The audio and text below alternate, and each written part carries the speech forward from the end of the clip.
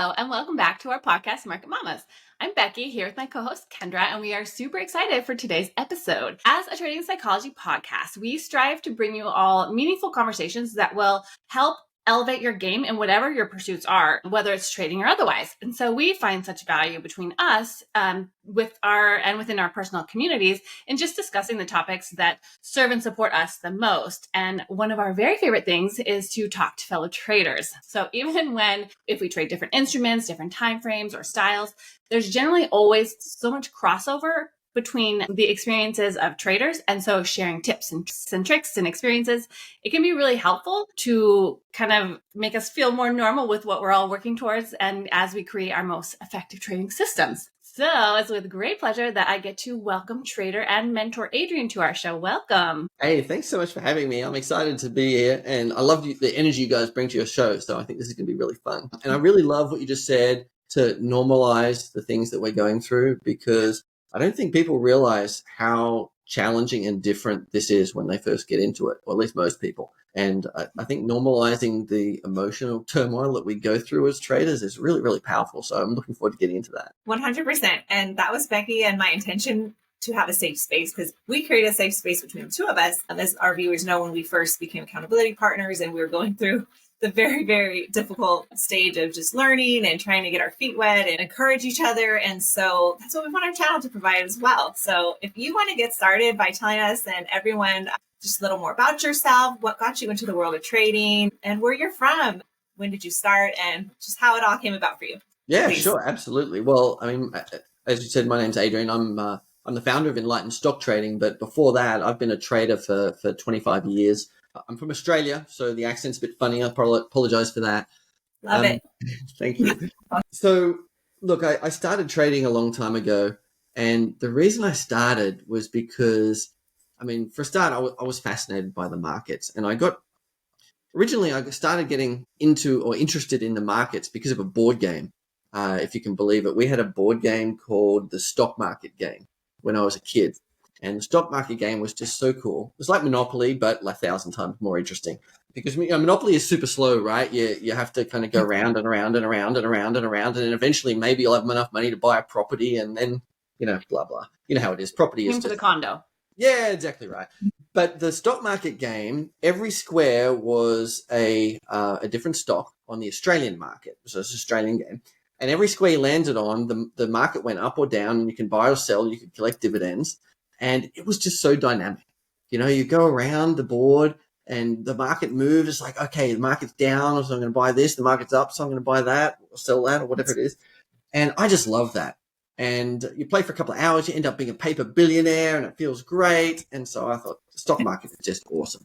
Little did I know, it didn't actually teach very good trading strategy, but that's sort of a lesson for many years later. So fast forward to when I started work. I started working in a consulting firm and doing business strategy and sort of corporate finance type stuff.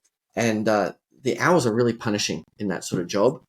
And it took me about 5 minutes to realize I didn't want to do that for the rest of my life.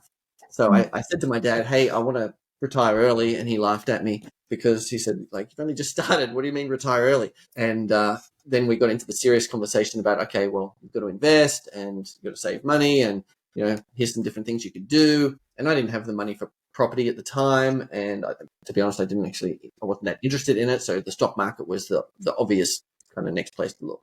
And that was sort of the start, if you like.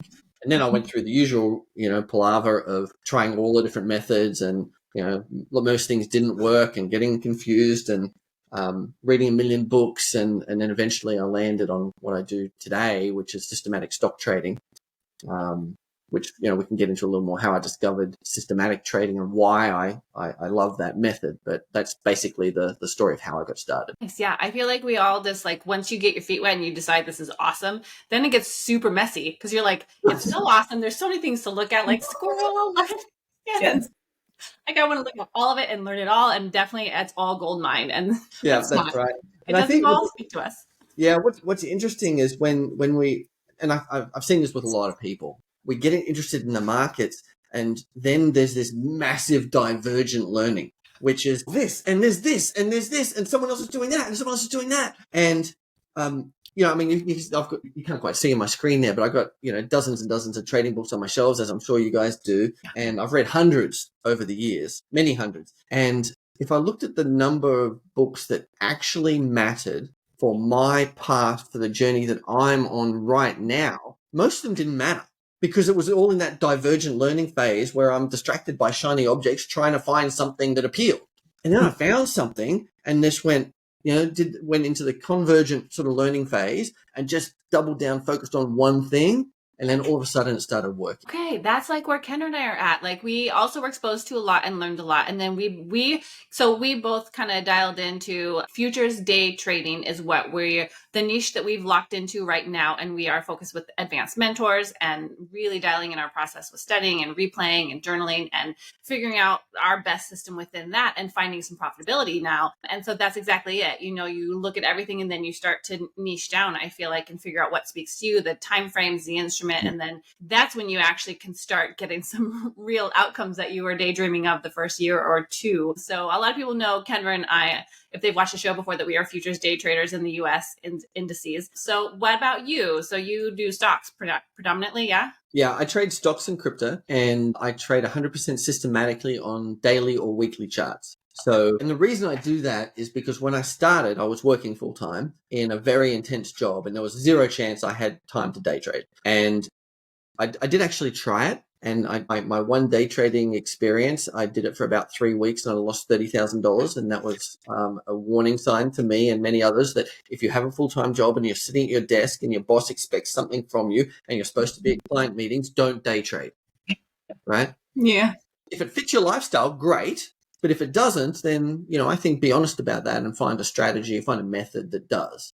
So I was working in a pretty intense environment and I was traveling. I had, very early on, I was managing projects in 3 different cities. So 3 different projects in 3 different cities and flying between the cities basically every week. And so it was pretty tough to fit trading in. And so I developed the method to allow me to trade despite that intensity of lifestyle, I guess. So yeah, stocks and crypto, systematic, which means no discretion at all. Everything is 100% rules-based. Everything is computerized. In fact, now everything is 100% automated. So the computer runs the whole thing. It's in the cloud, and it basically every day it updates the data. It runs the back test to generate the signals, places the trades, reports back. So I kind of like that lifestyle, to be honest. That's amazing. That's like way over my head right now. Can you kind of just break that down, like a timeline of how you were able to get to the point you are now? Well, yeah. So the point. Good question, and you're right. It's a progression, right? So where I am now, fully automated stocks and crypto across Australia, US, Hong Kong, Canada, plus crypto. That's all in the cloud on a virtual private server. Okay, that's where I am now, 25 years later. So it takes time to get there. I would say my students now, the people I work with, it doesn't take that long to get there, like six to 12 months to get to where I am. Yeah, if they've got enough capital, because we can skip the divergent learning and go straight to this is the thing, and this is exactly what you do. But my path was much more windy. Yeah. So at the beginning, I tried stocks with fundamental analysis and technical analysis, and I tried tips and I tried broker recommendations and all of the different things. And then I found systematic trading, and I built my first system. And then I had, just before I had my first system, I had like a quasi sort of system, checklist kind of, okay, this and this and this sort of have to happen. And if it looks good, whatever that means, then I buy it. But when I got to that stage, I had good risk management. I had some rules. I knew that I was buying stocks that were trending fast, holding them for the long term, not long term as in forever, but for the long term trend, right? And so I found this stock, and the stock was a small mining company in Australia, and I bought it. And that was the trade that changed everything because it was the perfect setup. I bought it. I followed my rules. I bought the right amount. It went not to the moon, but it went a long way towards the moon. And my account doubled as a result of that trade. I'd pyramided in a couple of times. And when I got to the end of that trade, I was like, this is what I'm doing for the rest of my life. Right. And so I took that trade and I converted it to the system. So got rid of all the discretion, put rules around it, tested it, and put that in place. And basically, more or less, I ended up trading that system for about 7 years before I did anything else. I'd made some tweaks to it. I had some bumps along the way. I had to correct some things. My stops were way too tight. My position sizing was a bit too aggressive, blah, blah, blah. But that one system took me basically up to sort of $400,000 in the account from $15,000. That was kind of like the big thing. What's interesting though is that success trapped me because I had one strategy that worked and I tried all this other stuff that didn't work. I think I was a bit terrified that if I did anything else, I would just lose money because everything else I had done lost money. So I just clung to this dogmatically. This was my one approach. This is the way that works. This is how you trade. And I just did that for so long, which was great because it made me money, but bad because it left so much money on the table. God, you seriously are like speaking to my soul right now because I'm in this place where like within futures day trading, I find so much success in scalping. And I have a large history as an ER nurse, and I really am like quick pace works for me. And I love the in at the bottom, out at the top. Like I take a bullish engulfing on the 5 minute and I'm set and I like trade copy it. But I also recognize but while I see those and I can grab them on a lot of the days, I'm leaving so much money on the table. And Kendra and I talk about this and I talk about with my mentor and within my community. And it's like, there's so many more moves. And so when you find something that you're good at, that you can consistently make profits at, it is kind of like a golden handcuff situation because you don't want to abandon it, but you know that there's like so much potential within trading. There's so much potential, which is a huge part of it that we love. But it is tricky to start finding success and then know that you want to diversify and expand, but to be a little bit fearful as well of like messing up what you've already achieved. Yeah, absolutely. Right. There's a challenge in trading, in many areas of trading actually, where you've sort of got to hold two opposite thoughts in your mind at the same time. Like you've got to be optimistic that my strategy works, but pessimistic that this trade is probably going to be a loss, so I need to be ready to stop it out. Mm-hmm. So you have to have those two thoughts in your mind at the same time. And this is the same. Like I've got this method which I need to stick to, but I also need to diversify. It's right. Psychologically, it's pretty tough, right? Mm-hmm. Yeah, like two things can be simultaneously true at once. That's right. One of the I really and apparently they could be, at face value, they appear opposite. So they both have to be in play. Yeah. Yeah. So if you could tell us more about your automated system that you said, so for about 7 years you committed, like what were some specific parameters you could share with us around that, like the hard rules that you stuck to for so long? Because 7 years is a long time to commit to one system. Oh yeah, it really is, isn't it? And looking back on it, it was a huge mistake, right? It made me money and it was great, but I was way too slow to diversify. And I'd be so much better off had I diversified sooner. And this is part of my push now is to educate people that you need a system, but not just one system. You need strategies that cover systems that cover multiple different market conditions, multiple different markets, and so on. So that one strategy, that was a long-term trend following strategy on Australian stocks. Now you can do this. I was trading Australian stocks because A, I'm Australian, and B, at the time it was costing me $40 to buy and $40 to sell brokerage per trade. To trade a US stock, it was $150 to buy and $150 to sell. As heavy commission, goodness. It's crazy. Like back then, like we didn't have, there weren't really discount brokers. They were just starting. And it was just really difficult to trade anything else other than the local market. What year was this, just for context? What years? So it was about 2000. Yeah, awesome. Thereabouts. Yeah. So anyway, it was a long-term trend following system, and the crux of it was buy long-term breakouts and then hold for the entire move. If it went a little bit against you at the beginning, stop out, and if it moved in your favor, trail a really wide trailing stop. So like think 25-30% wide trailing stop was about a 6 or 7 average true range trailing stop, and that was enough to catch big moves in small cap mining stocks, which is, the Australian market it has a lot of those. We have a lot of explorers, a lot of mining companies. And so what I was looking for was the sort of companies that made a big discovery and then moved on to becoming a producer. Not that I cared about any of that. I just cared that it was a big move and big diversification. So each position was pretty small, 20 stocks in the portfolio, all managed by the same rules. So that was at the beginning. Now I have systems very much like that, but I have short-term, medium-term, and long-term systems. And I have systems that cover trend following. So buying something's going up and holding it until it is very obviously coming down on the daily or weekly chart. I have rotational momentum strategies, which is buy the strongest stocks, and then when they're no longer the strongest stocks, sell them, and then buy the new strongest stocks. So you're constantly rotating into strength. And I have mean reversion strategies, which is something that's going up and it takes a sudden dip, you buy it because it's likely to bounce. And if it keeps going down, then you get out. And then I also have short side systems to make money when the market goes down. So I've gone from just trend following, being absolutely dogmatic about one strategy and one market, to very diversified. And so I think when I did my capital allocation just recently, I had 19 different systems in stocks, and there's a similar sort of number of systems in crypto, and they're all being run automatically. Nice. It sounds as if you have sort of created your own system. I'm wondering how much early on you used resources and mentors and programs, and then when did you kind of pivot to sort of fine tuning your own system? And it sounds like you've designed your programs. And so how did that look for you in terms of taking guidance from others and then pivoting into running your own situation? It's a really good question. And what I did is probably not what people should do, because I spent a lot of time trying to figure it out on my own, partly because I bought a lot of books and I read a lot of books about trading, and most of them came from the US, from US-based authors. And what's interesting is the markets move a little differently. So what works well in the US doesn't necessarily always work well in Australia, and vice versa. And it took me quite a while to figure out that the reason I wasn't able to find success, or the success that I wanted, was because the strategies were made for a different market.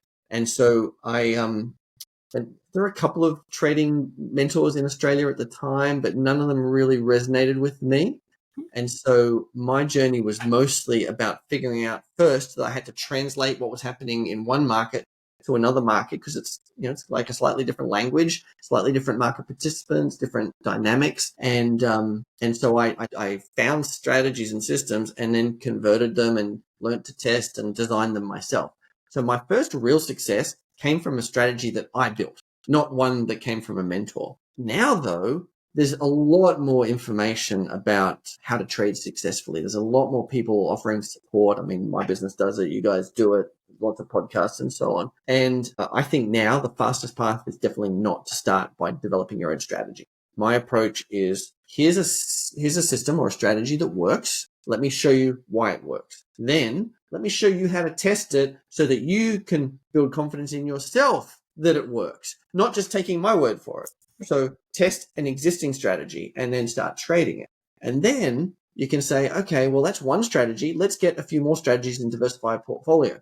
None of which you've probably built yourself, but all of which you've tested for yourself so that they become yours. They just didn't start off as yours. And then later, when you're kind of more at the mastery stage, it's build your own strategy, because now you have all of the groundwork, all the foundation, and you can start to do that. So my journey was hard and slow, because I learned it all, figured it all out.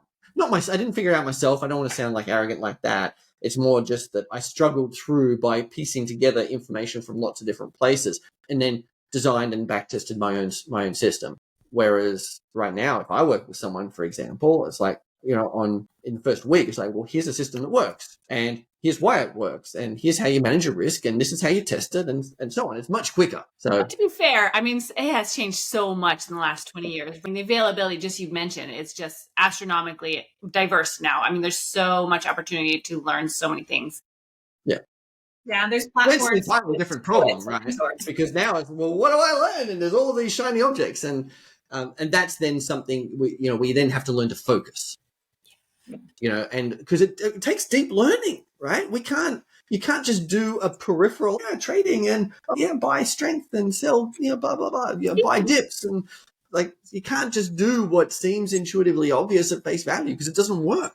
So we've got to, people have to go deep on something and master it, because otherwise you're gambling. And I think a lot of building an edge too has to match your personality. And that's a major factor that can be challenging if you have this 100 different mentors to, choose from. And who are you going to really, what system's going to work for you? So with your system, since it's all automated, and you said you diversified so you could trade different strategies across different market conditions. So how does that work then within your system? So does your system define when market conditions have changed and, okay, now we're trading this strategy. Now we're picking up, these stocks instead. And also, how does it work in terms of like how many positions you would have on at once? I mean, how do you build in those parameters? Because it sounds amazing. It's still over my head.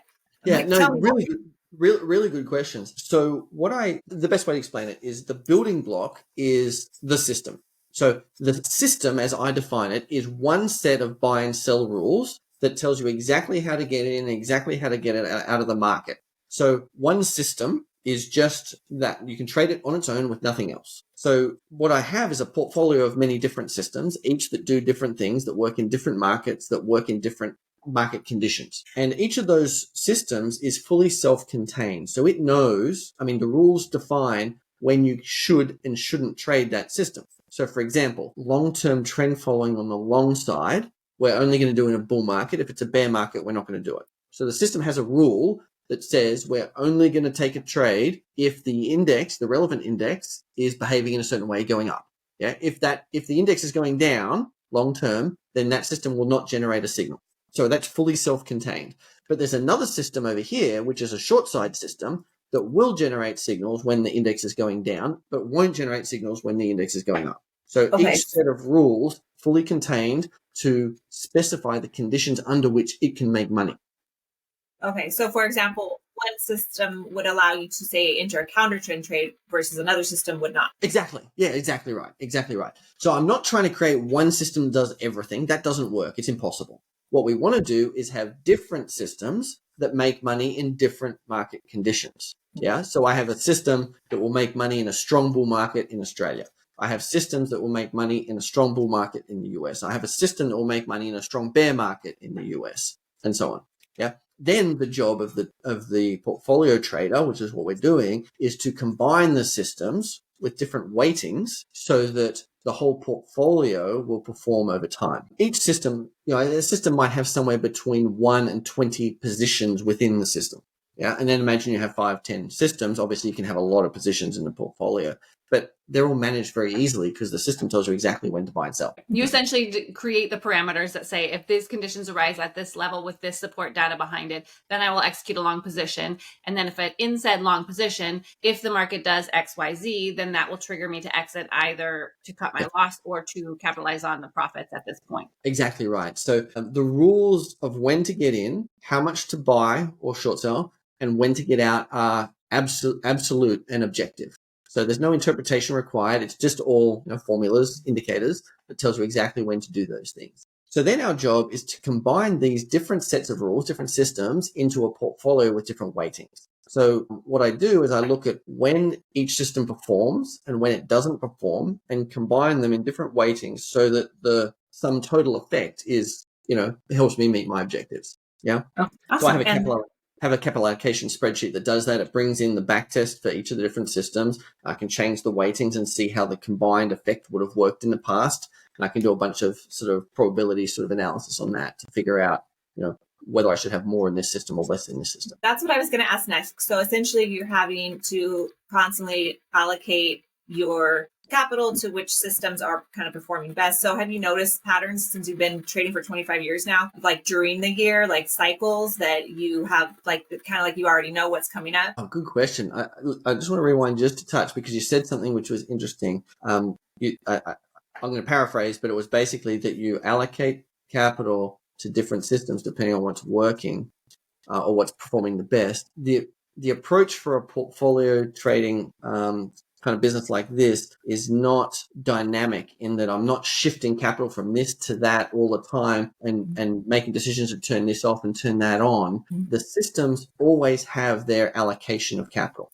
They may or may not be using it, because a system could be on using its capital or off not using its capital. And I have many systems that are layered together. But when a system turns on or off, it's always got the same percentage capital exposure available to it when it's on. You have pulled the discretionary out of all of it. Absolutely. Yeah, absolutely. Because, the emotions get in the way, right? If you're just trading on a purely discretionary basis, the emotions get in the way at the trade level. Should I buy this stock? Should I sell this stock? I really like this stock. I'll buy more. I'm nervous at the moment. I'll buy less. Like that, the emotion gets in the way. That emotion will get in the way at different levels depending on where you let it creep in. So I'm purely systematic, so there's no emotion at the trade level. The system just buys and sells. I don't care. Like, I've got so many trades on. It doesn't matter if one's a winner or a loser. I'm completely disconnected from the outcome of one trade. But further up the chain, if I have 10 different systems, and I'm making a decision to turn one on or off based on whether it worked last week or not, or whether I think it's going to work next week or not, guess what? That emotion creeps right back in, but it's at a higher level affecting more trades. So that's actually quite dangerous. So instead, my approach is to allocate capital so that no matter what happens next, I'll be okay. And that's the main thing I think that traders need to get to. We need to make sure that we stay in the game. No matter what happens tomorrow, we have to survive to trade the next day. No matter what happens next month, next year, we've got to survive to trade the next month, the next year. And so that's my primary focus when I'm building the portfolio of systems, is making sure that no matter what happens, I'll be okay. So there's not a lot of leverage, because if the market crashes, I don't want to be wiped out. It's my living, right? It's important for me to preserve capital. And if the market goes up, I want to be able to make money. If the market goes down, I want to be able to make money. So I need to have strategies or systems that can make money in different market conditions. And when those conditions emerge tomorrow, that strategy will automatically generate a trade because the conditions are right. Yeah. Now, it doesn't mean that every day you make money. You don't, because trading is volatile. The markets are uncertain. There's a lot of noise. So there's up days and down days, up weeks and down weeks, up months and down months. But if you take a long-term perspective, having strategies that will perform in a whole range of different market conditions, and if you allocate capital correctly, it means that you don't have to worry so much about what might happen. Does that sort of make sense? Yeah. You cut out the fear and greed potential of manipulating your choices, and you keep your risk tolerance consistent and managed so that your accounts overall will withstand whatever happens. Yeah, absolutely. Yeah. So when I'm doing that capital allocation, I'll look at, all right, how much long side exposure do I have to this market? How much long side exposure could I have to this market as a maximum? Am I comfortable with that? And then I can do sort of scenario analysis and say, okay, well, if the market crashed and I had that much long side exposure, would I be okay? And then how much short side exposure could I have to that market? And if the market suddenly rallied, then would I be okay? And this is about making sure that no matter what happens, I can stay in the game, because that's the number one thing. Like, I could make 1,000% this year, but if I lose 100% next year, I'm out of the game. The 1,000% means nothing. So that's not the primary goal. The primary goal should be absolutely staying in the game. That's number one. I love that. That's the best advice ever, for sure. If we can backtrack a little bit, I believe at the beginning you mentioned the time frames that you trade on and the period that your trades usually go for. Can you talk a little more about that, and just how long you spend? Like, how long, because since your system's already given the alerts and the indications, because like for Becky and I, for example, what we do, I'm sure, is completely so different than what you're doing. So I'm just curious to know, and I'm sure our viewers are too, what your typical day looks like, what your week looks like, how much screen time you spend, just what goes in to working your system. Yeah, good question. And you're right, it is quite different, but that's okay, right? Yeah, a lot awesome. of the psychological things are very, very similar. I use daily and weekly charts. So I think, Becky, you mentioned 5-minute charts, and I went, ugh. That's okay. We're all different, and I'm definitely not an ER nurse type of person. I would not function in that environment. You do, you can. So therefore, you have different trading skills than I have, which is great. But I use daily charts because I realized very quickly after the whole day trading debacle that I went through, that I mentioned earlier, I wasn't going to be able to look at the charts during the day and do it consistently enough to make money. So I had to use daily charts and look at the markets when the markets were closed. So my approach is end of day position trading, essentially, where I get the data at the end of the day of what all of the different stocks and markets did. And when the market is closed, I make my decision. Well, the system makes the decision, and I place my trades for the next morning. So the process is actually really simple. It's press the button to download the data from the trading day after the trading day is finished. Then I press the button to run the backtest to generate the signals for the next day for each of my strategies. And then I go and place those orders in my platform, and then I close the computer. That's it. So generally, when I was trading manually, it took somewhere between 5 and 30 minutes a day. And I did that basically at night or first thing in the morning before I went to work. And the upside of that is it's very easy to fit that into a lifestyle where you're working and family and all of that. The downside is you've got to be willing to take overnight risk, which a lot of people aren't. Personally, I don't actually know why. I think overnight risk is one of the best things you can do, because there's a lot of overnight edge in the markets. If you look at the S&P 500 for the last, several decades, and you look at the movement that happened open to close during the day, and you look at the movement that happened close to open overnight when the market was closed, most of the upward drift is overnight. And so therefore taking overnight risk, you actually get paid for that. There's more edge in it. And so I actually quite like the long-term approaches. That is 100% accurate. And for me, so I know Becky talked a lot about being more of the scalper. And I guess I am a day trader, but I don't necessarily consider myself a scalper, even though I do scalp on occasion. But I really like to identify bigger moves. And a lot of times I'll have in the back of my mind, because I always analyze, of course, on a weekly time frame, daily time frames too. And I'll identify, these potential trades. And a lot of times they play out overnight. And it's like the market will give you telltale signs at closing, the previous day. And then a lot of times we wake up and I'm like, damn it, I was hoping to get in some of that today. And so it's very true about that taking on risk overnight. It can be extremely profitable. Yeah, absolutely. And it's interesting because there's a bit to test around that. So all of my trading, as I said, is purely objective. It's all systemized, which means I can backtest everything. So I can put the rules into the backtesting software and test over the last 3 decades or more how the system would have performed if I followed these rules. And I can change the rules and test it again. And it only takes a couple of minutes to do all of that. You get thousands of trades of history. And so you can make pretty good data-backed decisions doing it the way I do it.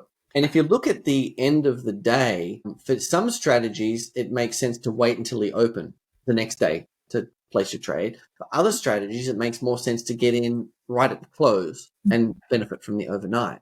So for example, with overnight, with position trading or swing trading or trend trading, the longer term stuff, you want to think really carefully about how you use stop losses, for example, because you can place a stop loss in the market. Right? And if the stop's in the market and the market touches it, guess what? You're out. But when does the market touch your stop loss? At a point of fear and panic, generally, intraday. And what I found is that if you, instead of executing when the market touches your stop loss, if you wait until the open the next day, say, oh, I'm stopped out, I'll get out tomorrow at the open. Often a lot of the fear has come out of the market, the panic has sort of subsided, and the market comes back up. So with one of my strategies in particular, when I realized this, I tested with in-market stops that I was using, and I tested with next bar on open stops, and the expectancy of the strategy increased dramatically by just waiting until the next bar on open to get out. The trick or the trap is that you have to get out, right? Yeah. If you've got your stop in the market and it gets hit and you're out, right? There's no room to psychologically screw it up. But if you're like, oh, I'm stopped out, I've got to get out at the open. Oh, hang on a minute. Maybe I'll just wait and see if it recovers a little bit more before the close, and maybe I can get back more of my loss. Then that's dangerous. You don't want to do that. Yeah. But if you're going to absolutely follow the rules, there's some really interesting kind of dynamics over the close to the open that you can take advantage of. Yeah, that's tricky because I feel like the market usually always will give a nice pump at open, and then whether or not it's going to continue, usually it doesn't right away. Yeah. And so, yeah. Yeah, absolutely. And the other thing is, I want to be clear. I'm not telling people not to use stops, and I'm not telling people not to use in-market stops. I'm telling people to think and analyze exactly what actions you're taking in the market and ensure objectively that you're doing the right thing. Well, I think you're doing a very good job of saying, put in the work, study a system and have an idea and then study it and looking on different indices and different situations, different markets, and then dial in what is most effective, but don't cut your rules. You do a great job, it seems like, of following specific rules. That's impressive. Oh, absolutely. Yeah. The following the rules, absolutely. And this is one of those things, you got to have two ideas in your head simultaneously that are apparently conflicting. When you're placing trades, you have to absolutely follow your rules and not deviate. Don't bend the rules, don't change the rules, don't break the rules, don't skip the rules, just follow the rules, right? However, emotions come up. It's like, oh, I really don't want to take that trade. Or I really want to take that trade. I'm going to go big on that trade, right? Oh, no, I really don't want to trade at the moment. Interest rates just went up. Or COVID, I'm not sure what I should do, whatever. But those emotions shouldn't impact the behavior you take in the market right now. However, they can actually be really valuable, because it's stimulus for ideas and testing. So for example, let's say your system generates a signal and it's like, I don't want to buy that stock. Or, oh, I don't want to go into the market right now because X, Y, Z, whatever it is. Okay, I'm tempted to break my rules. I'm tempted to override. I'm like, why? What exactly was the stimulus that caused me to have that emotional reaction? And then when you look at the chart, for example, you say, oh, it's really gappy, this stock, or the market is really volatile right now, or whatever it is. Isolate the stimulus, and then you can test it. Because if you can isolate the stimulus and then put a rule around it that will avoid trades in that type of market behavior, then you can test it. So you're going from emotion of potentially overriding your system to something testable that may or may not improve your system. And this is really powerful, because what it does is allows you to take the emotion and not try and bury it. It's like, I have an emotion. And then you can kind of dig into that, rather than what most people are trying to do is like, no, I must be a robot. I must follow my rules. I must follow my rules. And that, it wears you down. Eventually something is going to break. That's beautiful. Like, embrace it and use it in a constructive way to move you forward, instead of hate it and try and bury it, because that just doesn't work. Well, how much does burying emotion in our life work, right? Never. It doesn't. Eventually it comes out. There's going to be eventually, if we keep burying something. Yeah. And in trading, it's no different. Yeah. So the beautiful thing about taking your emotions and then identifying the stimulus that caused the reaction and then testing it to see if it helped or not is only two things can happen. Either you find something that improves your rules, or you build confidence in your existing rules. Both are positive. Actually, both are hugely positive. So you went from an emotional reaction, which most people view as bad in trading, to one of two really great outcomes, either more confidence or more profit. Right? I think that's so good. And I think that is a lot about discovering, like, what are your tilt triggers? And then, okay, well, what can I do with this information now? Becky knows I talk a lot about that. And we're at the point now in our trading careers that we're starting to get more and more familiar with that. And it is empowering. And it's the way you frame it. I like how you frame it that way. It's like, emotions aren't bad. Just use them to make you better. I mean, we're human, right? We're designed to have fear and greed and emotional reactions. It's just part of being the human experience. So, like, I don't feel like we should become robots. And most people won't be able to anyway, because, you've got to do so much work to get clear enough to really not feel that. You may as well just feel them and channel them appropriately. Okay, so you are clearly very mature. So what about when you were a younger trader? What did you do? How did you get through that? How did you figure out what your triggers were and find solid footing and get past psychological hurdles? Because did you have a point in your career that was your lowest low, where you had to decide to knock off certain things and lock into disciplined, systematic situation? How did that period look? Yeah, I did. And I definitely had the period where I was kind of immature and driven by my emotions. And I took some trades that were big and I took some trades that were small because of how I was feeling or what I thought was going to happen and whatever. I remember a conversation with one of my friends. I was on the phone and he was asking me to come meet him to do something. It was a social fun thing. I really wanted to do it. I was like, I can't. I've got to watch the market because I've got this big position on. And he's like, what do you mean? What are you doing? You're investing in a way that's making you stressed about why are you even doing that? And he wasn't a trader. He was a long-term fundamental investor.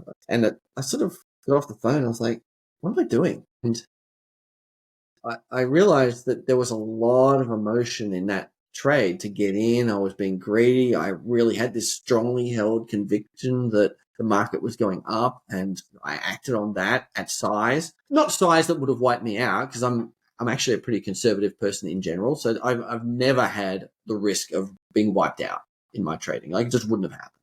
But for me, the level of volatility that in that moment was bigger than it should have been. And I think, that happened a couple of times, and I realized that I was being pretty emotional. And then at the same time, I read Market Wizards, and so there's several books in the Market Wizards series, right? And this was before I was purely systematic. And I started reading the books, and it was just fascinating. And I read an interview. I was like, oh my God, that person has the most horrible life. I would never do that in a million years. Crossed it out. And I read the next one. It's like, oh no, I don't know how to do that. I'm not interested in learning that. That just sounds terrible and boring. And I'm like, I would never do that. And then I go to the next one, never. Next one, never. And then basically I crossed out all of these people. I mean, they were great traders. They made tons of money, but I was not going to do what most of them did. And I got to the guys who were systematic. I was like, I like that. And it just really appealed. and I started doing it. But then I did observe.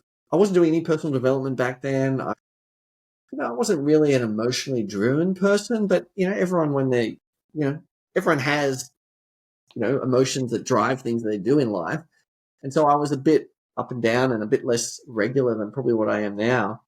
But I did notice that even though I was following rules, I was still having these reactions. And I was just lucky because I was systematic and because I observed that I was fearful about a particular trade or greedy about a particular trade. And I was like, why is that? I don't know. I'm curious. And I just started asking those questions. And I think curiosity is actually a really powerful skill for traders. Yeah. Because if we can be curious, then we can take whatever we observe, whatever we fear, whatever we think, and dig into it before taking action. I think where people get into trouble is taking action before the thought or the analysis. And so anyway, I was following the system and I started observing that I was having reactions. It's like, oh, why is that? I was curious. And I found, I don't like the look of that chart. Why don't I like the look of that chart? Oh, it's really gappy. Oh, I wonder if gappy stocks are good or bad. Because I'm scared of taking that trade because I think it's going to gap through my stop loss. I'm going to lose a ton of money. But is that right? And so I started backtesting these things. And when I first launched my system, I wasn't confident in the system, the very first system, because I was still finding my way. So I was having all of these, emotional reactions, chatter in my brain. And I started investigating, okay, is that real? Is that fear real? Is that greed warranted? And that started this idea of testing the emotions. And I did it for a long time. Like at the beginning, I would every day something would come up. So, I don't want to take that trade. Oh, I really like the look of that trade. Oh, no.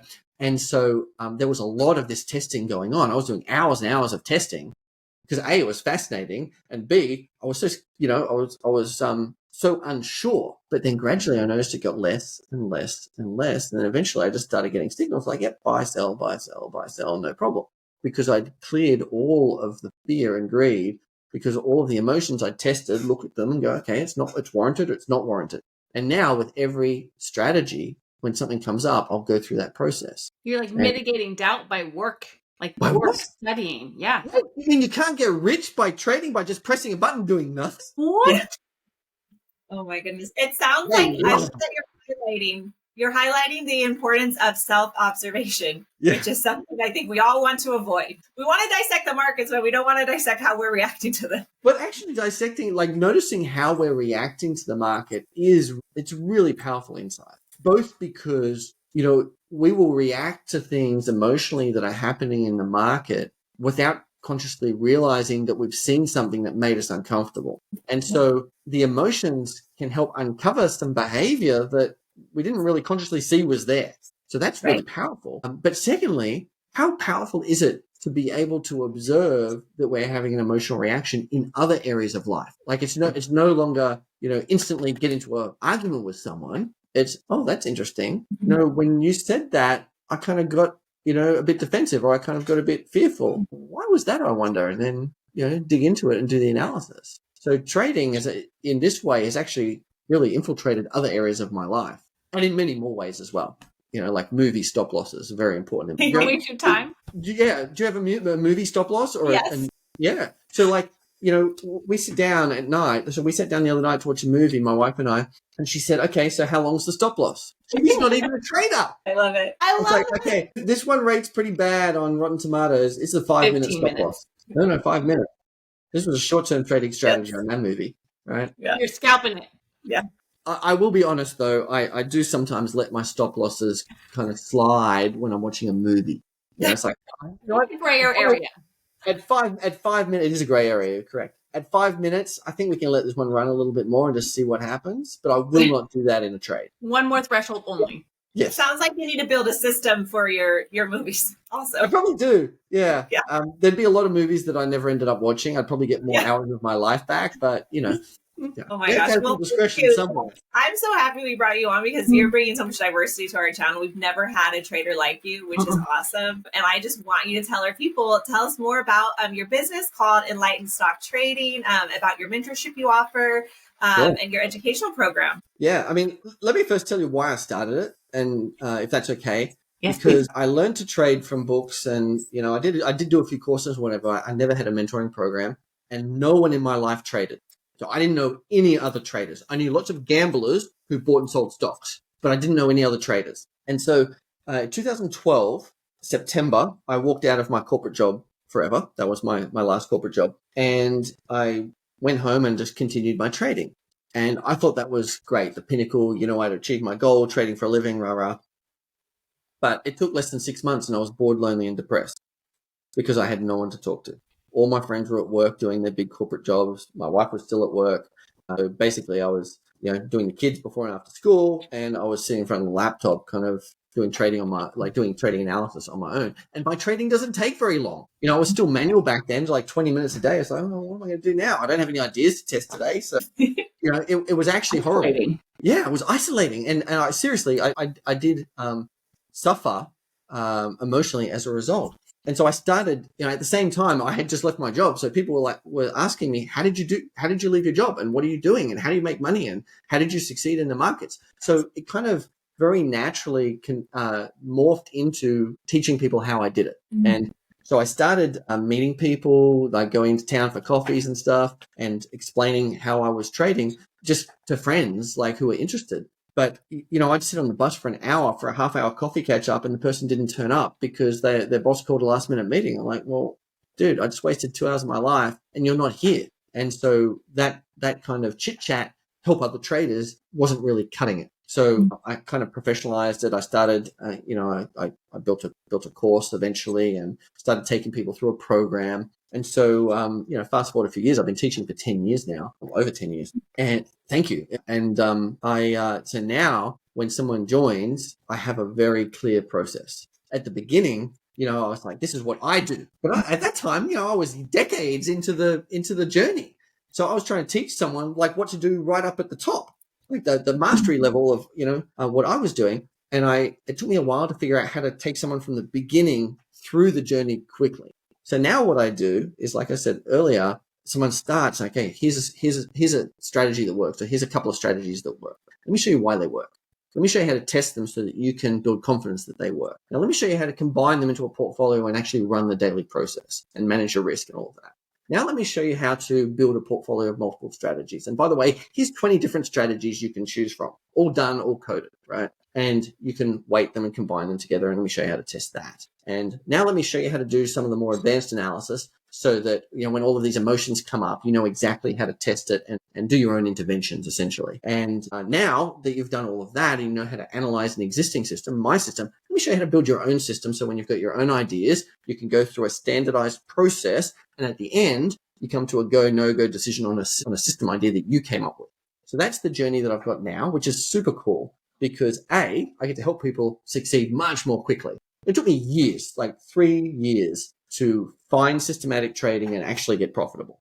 And I know people who've been doing it for 10 years or more and still haven't found success, right? Which is just heartbreaking because when I take someone at the beginning, 6 weeks trading 2 strategies live with confidence, 6 months fully automated with a portfolio of 3 or more strategies with absolute confidence. So imagine taking 3 to 5 years or more of a learning curve and condensing it into a couple of months and giving people a path actually feels really good. It's fun because people are wandering around in the wilderness for years. And then I can start working with someone and say, look, do this, do this, do this, do this. Oh my gosh, I'm a trader now.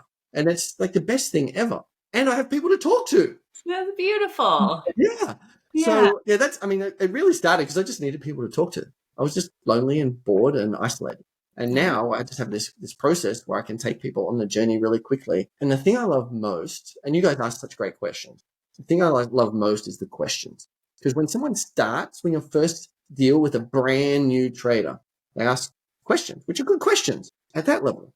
But then you see the questions progress and get more and more kind of insightful and more more in depth and interrogating and show a deeper level of kind of mastery. And that's the progression that I really love. When someone asks that first question, it makes me go, wow, good question. You're raising them up. Yeah, it's just the coolest thing ever. I just really like it. And it's happening quicker and quicker because I'm getting better and better at teaching, which is also good because then I get more people asking me questions that actually challenge me. And I have to, like, okay, let me do some work on that and I'll come back to you. Nice. So that's kind of nice. So that's what the mentoring program is kind of like that. Basically I'll take someone from beginner, show them all the way through the process to mastery of systematic trading very, very quickly, a couple of months, 6 months to automation now is what we're doing. And it's a combination of online training because there's a lot to learn. It's not like it's like, oh yeah, just do this and this and you'll make money. There's depth to it. So there's online courses from beginner through to advanced, but then we supplement that with face-to-face via Zoom contact in a group setting so everyone can learn from each other. And I think that's really important too. Like we're doing this as a group, I say something and you ask another question, then I think of something and I offer something else and you bounce off each other. And that's really powerful.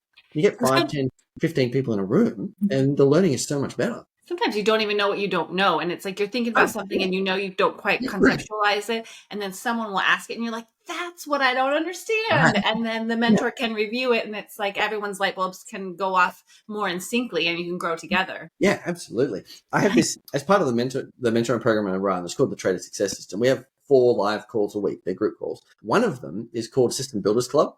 And in System Builders Club, myself, one of my coaches, or one of the students is presenting a system that they're working on. And the cool thing about that is very often someone will present something and I'll get to say, I've never thought of that. That's actually a really cool idea. And sometimes or often also I get to say, oh, I've tried that and that doesn't work for these reasons, but try this. Yeah. That's awesome. And so that collaborative learning works in both directions. So I'm 100% better at my craft because of sharing my craft. And so people say, why do you teach? Like, if you're so successful, why do you teach? I mean, it's such a defensive, skeptical question, which in our industry is warranted, right? There's a lot of scammy people who don't actually know what they're talking about. But for me, if I didn't teach, there is no way I would be as clear in my mind about what I should be doing. And I talk about that just with Market Mamas of like just having these conversations about how we struggle and why we struggle and what we did and what she does and how we're improving. Just having the conversations, even when it's just limited to trading psychology, are really powerful for us because we put it out there. And sometimes even just hearing yourself out loud to another person can set off your own light bulbs and help with your own growth. Yeah, I also think that there's something about the honesty of saying it out loud to an audience. Yeah, because we've got to be honest with ourselves as traders. And if we're not honest with ourselves, bad things happen. Like really bad things happen in the markets when you're trading if you're not honest with yourself. And practicing sharing, what's going on for you. And I'll talk about my psychological challenges and systems I'm struggling with and analysis that I'm not sure of. And I'll get the students' input because I think that honesty is really important. And, when I started actually being honest about what am I doing in this trade and did I follow my rules and did I follow my system or am I kind of cheating a little bit on this one or a lot, my trading really improved. And I think, kudos to you guys for being so consistent with the podcast. It's exactly what it's doing. It just makes you so much better. Thank you. Yeah. Becky and I have always stood by that shame thrives in isolation. And so say it again? Shame thrives in isolation. Totally. Absolutely. So, like, as much as it sucks, like, you got to get it out. You got to get it outside of you. And then all of a sudden it'll instantly, it still sucks situation and you're still embarrassed, but at least it's not like festering in there and, you got to get it out. Also okay, let's say I had a loss because I did something stupid. So let's say I lost $1,000, $5,000, $10,000, whatever, it doesn't matter. And I'm feeling ashamed because I did that and it's inside. But if I share the lesson publicly and I stop 10 people from losing money because of the lesson I shared, then that lesson is profitable net to humanity, right? Now, maybe not to my account, so I can still feel a bit ashamed if I want to about that, but it's actually, good came out of it. It's really powerful. And I kind of like the idea of turning all my screw ups to be net positive. Adrian, we have to have you back. You're one of our new favorite humans. Oh, thank you. I love to be here. That's a really great point. I mean, I think that a lot of trading is very hard emotionally, psychologically, and then there's just the huge like technical learning aspect of it. But it really is, it's a lot to go through as a human to get to where you are consistent and disciplined and calm and reasonable, and you don't carry so much of the weight of it with you. Being like open with it, I think gets you there sooner because you're not trying to hide and bury something you did wrong. You're trying to learn from it openly so that you can do it less. And I think that is a big thing for Kendra and I that we are kind of, as hard as it is some days, trying to embrace because we really want to do this dang thing. And so that's, I mean, I think you get that. Absolutely. Actually, the trading mentor that had the most impact on me, particularly early on, was Dr. Van Tharp. And he talked about, he's no longer with us, sadly, but he talked about personal development with trading as a metaphor. And so what that means, what he meant by that, I think, is, we can do personal development, right? We can work on ourselves and we can become better humans and work on our psychology. But if you want to be a trader, it will bring things up. You'll get triggered. You'll get fearful. You'll get greedy. You'll have emotions. You'll have doubts. You'll have all of these things. Trading brings things up for us to deal with to become better. Not just better traders, but just better. More clear, more calm, more confident, more at peace, more present, all of these things. And I actually think it is one of the best metaphors for that, because money brings up so much junk. So the quicker you can bring it up and deal with it, the more at peace we can be as a human. And I can honestly say that mentally, I am so much more at peace now because of my trading than I ever was before. I mean, obviously I'm older too, but the trading is so responsible for bringing things up, making me face them so I could deal with them because I didn't want to keep losing money. You could tell your energy is just so peaceful and accepting and calm, I guess, with it. And that's not as common in trading. No, that's right. Actually, one of the other people that I really love is Tom Basso. Talks about Mr. Serenity, right, is the nickname. And it's because of the systematic approach, being at peace with the rules and knowing exactly how they're going to perform because of all of the testing and work. You can just take the trades and just be calm about it. I think that's it's really important. This episode is getting long, and so we are just going to have you back. But I do have to ask you one more question because I don't ever want to forget it. You mentioned that you've read hundreds and hundreds of books, and a few of them have been the most impactful for you. Yeah. Can you, just off the top of your head, give us a few of your most favorite titles? Because we are total big readers ourselves. Yeah, absolutely. Look, I think everyone should read Market Wizards, the whole series, so all of them, because there's so much you can learn from different professional traders who are really, really great at it. And do what I did, cross out the ones that you don't want to do, learn from the things that they do that you can't, and find the approach that resonates. So I think that's really powerful, a really powerful series of books. Second one is Trade Your Way to Financial Freedom by Van Tharp. I think that's very super useful for keeping you in the game. He's very strong on risk management, good on position sizing, having a clear strategy, having a written plan, all of the foundations that are just critical. If you want to be systematic, as in purely rules-based, like I've been talking about, Way of the Turtle by Curtis Faith is one of my all-time favorites. Curtis was one of the original turtles. He didn't end up in such a great place later in life, I don't think, but his trading was fantastic. And the book is very clearly articulated and just fantastic, insightful. So I love that one. And then Richard Wiesman has two books, Trade Like a Casino and Mechanical Trading Systems. And both of those are excellent if you want to be a systematic trader and purely rules-based. Thank you. Thanks for sharing those resources with us and our viewers. I definitely second what Becky said. We have to bring you back. We could go on for another hour, I'm sure. And we're going to have all your information in our description below for our viewers to find you and contact you. It's been so awesome to have a trader as yourself who is fully systematic and has an automatic trading style. We've never had that before, so it's very cool, and we want to learn more from you for sure. And just thank you so much for coming on our show, adding more value, and from all the way from Australia. That's also very, very cool. Do you want to add anything else before we wrap up the episode? Yeah, thank you. Look, it's been an absolute blast. Love talking to you guys. So I'd love to come back. I think there's so much more to dig into and unpack. So we should definitely do that if you'd like another guest.